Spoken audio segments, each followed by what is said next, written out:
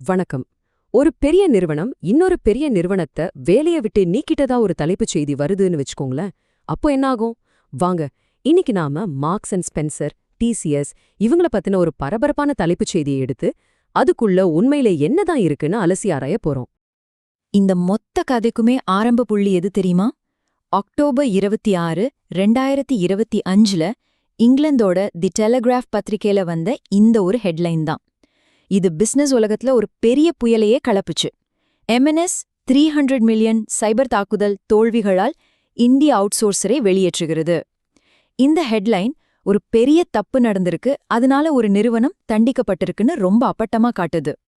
சரி, ஒரு பக்கம் நியூஸ் பேப்பர் இப்படி அடிச்சு சொல்லுது, ஆனா இன்னொரு பக்கம் சம்பந்தப்பட்ட டிசிஎஸ் கம்பெனியும் இத சுத்தம் பொய்ன்னு சொல்றாங்க. அப்போ இது ரெண்டுக்கும் நடுவுல நிஜமா என்னதான் நடந்துச்சு? வாங்க கொஞ்சம் ஆழமா போய் பார்க்கலாம். உங்களுக்கு என்ன தோணுது? முதல்ல அந்த ஹெட்லைன் நம்ம மனசுல எதெல்லாம் பதிய வைக்குதுன்னு ஒன்னொன்னா பிரிச்சு பார்க்கலாம். டிசிஎஸ் வேலைய விட்டு நீக்கினாங்களா? எதுக்காக நீக்கினாங்க? இதனால ஏற்பட்ட நஷ்டம் உண்மையிலேயே அவ்ளோ பெரியதா? வாங்க இந்த கேள்விகள்ல இருந்து ஆரம்பிக்கலாம்.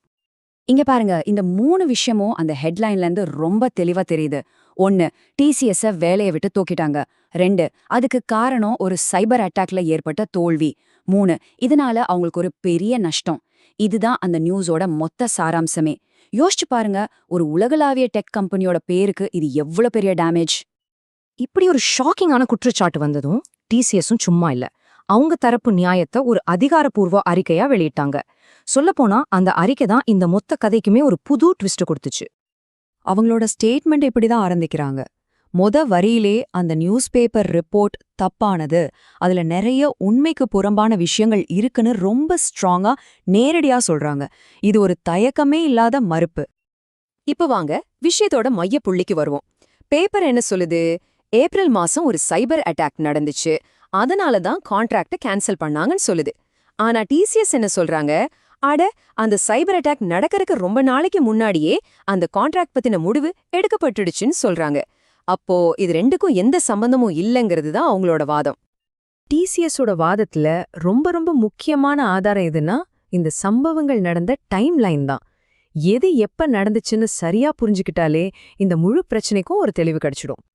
ஆமாங்க, இந்த கேஸ்ல தேதிகள் தான் எல்லாமே. எது முதல்ல நடந்துச்சு, எது அப்புறம் நடந்துச்சுன்னு பாக்குறது ஒரு டிடெக்டிவ் கதையில க்ளூவை தேடுற மாதிரி. வாங்க அந்த க்ளூவை நாமளும் சேர்ந்து தேடுவோம். இந்த டைம் லைனை நல்லா பாருங்க. ஜான்வரி மாசமே புது கான்ட்ராக்டுக்கான போட்டி, அதாவது அந்த ஆர்எஃப்பி ப்ராசஸ் ஆரம்பிக்குது. ஏப்ரல் மாசத்துக்கு முன்னாடியே, அதாவது அந்த சைபர் அட்டாக் நடக்கிறதுக்கு முன்னாடியே எம்என்எஸ் நிறுவனம் வேற பார்ட்னர்ஸ் கூட போக முடிவு பண்ணிட்டாங்க. ஆனா சைபர் அட்டாக் எப்ப நடக்குது? ஏப்ரல் மாசத்துல தான். அப்ப சொல்லுங்க, அந்த அட்டாக்குக்கும் இந்த கான்ட்ராக்ட் முடிவுக்கும் எப்படிங்க சம்பந்தம் இருக்க முடியும்? அதனால தான் டிசிஎஸ் அவங்க ஸ்டேட்மெண்ட்ல ரொம்ப தெளிவா இந்த 2 விஷயத்துக்கும் கொஞ்சம் கூட சம்பந்தம் இல்லைன்னு அடிச்சு சொல்றாங்க. டைம்லைன் தான் இதுக்கு சாட்சின்னு சொல்றாங்க. சரி, டைம்லைன் ஒரு பக்கம் இருக்கட்டும். டிசிஎஸ் அவங்க ஸ்டேட்மெண்ட்ல அந்த ஹெட்லைன்ல இருந்த மத்த சில தப்பான தகவல்களையும் சரி பண்றாங்க. அந்த நஷ்டத்தோட அளவு, அப்புறம் அவங்களோட பொறுப்பு, அத பத்தி அடுத்த பார்க்கலாம். இப்ப பாருங்க, விஷயம் இன்னும் சுவாரஸ்யமா மாறுது. அந்த ஹெட்லைன் எப்படி ஒரு இமேஜை உருவாக்குச்சு, இது ஒரு மிகப்பெரிய இழப்புன்னு தோண வச்சது இல்லையா? ஆனா டிசிஎஸ் என்ன சொல்றாங்க தெரியுமா? இந்த சர்வீஸ் டெஸ்க் கான்ட்ராக்ட்ங்கிறது எம்என்எஸ் கூட எங்களுக்கு இருக்கிற பல டீல்ஸ்ல ஒரு முக்கியமே இல்லாத பகுதி தான் சொல்றாங்க. அதாவது சிம்பிளா சொல்லணும்னா, அந்த ஒரு சின்ன கான்ட்ராக்ட் போனா கூட எம்என்எஸ்க்கும் டிசிஎஸ்க்கும் இடையிலான பெரிய பார்ட்னர்ஷிப் அப்படியே தான் இருக்கு. அவங்க இன்னும் நிறைய ப்ராஜெக்ட்ஸ்ல ஒன்னாதான் வேலை செய்றாங்க. அப்போ அந்த ஹெட்லைன் சொல்ற மாதிரி மொத்தமா அவங்கள வெளியே அனுப்பல.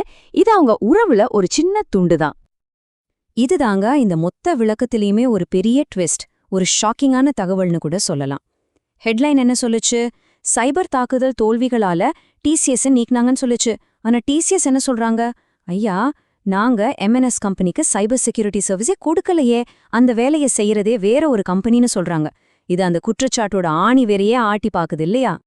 சரி, இப்போ வரைக்கும் நம்ம அந்த நியூஸ் பேப்பர் கட்டிங்கையும் பார்த்தோம், கம்பெனியோட விளக்கத்தையும் பார்த்தோம். இதுல இருந்து நாம தெரிஞ்சுக்க வேண்டிய முக்கியமான விஷயங்கள் என்ன? டிசிஎஸோட வாதத்தை 3 பாயிண்ட்ல சுருக்கமா பார்த்திடலாம். சுருக்கமா சொல்லணும்னா, இந்த 3 பாயிண்ட்ஸ் தான் டிசிஎஸ் வாதத்தோட அடித்தளம். 1, டைமிங், கான்ட்ராக்ட் முடிவு அட்டாக்குக்கு முன்னாடியே எடுத்தது. 2, ஸ்கோப், இது ஒரு சின்ன கான்ட்ராக்ட் தான். 3, ரெஸ்பான்சிபிலிட்டி, சைபர் செக்யூரிட்டிக்கு நாங்க பொறுப்பே இல்ல. இதுதான் அவங்க முன்வைக்கிற ரொம்ப தெளிவான ஒரு விளக்கம். கடைசியா இது நம்ம எல்லாரையும் ஒரு முக்கியமான கேள்விக்கு கொண்டு வந்து நிறுத்துது. நாம படிக்கிற ஒவ்வொரு ஹெட்லைனையும் அப்படியே நம்பிடலாமா, இல்ல ஒரு கம்பெனி கொடுக்கிற விளக்கத்தை அப்படியே ஏத்துக்கலாமா? ஒரு ரீடரா நமக்கு வர தகவலை அப்படியே எடுத்துக்காம கொஞ்சம் யோசிச்சு உண்மையா என்ன நடந்திருக்கும்னு நாமளே தேட வேண்டியது எவ்வளவு முக்கியம்னு இது நமக்கு ஞாபகப்படுத்துது. இந்த விஷயத்துல நீங்க யார் சொல்றத நம்புறீங்க? யோசிச்சு பாருங்க.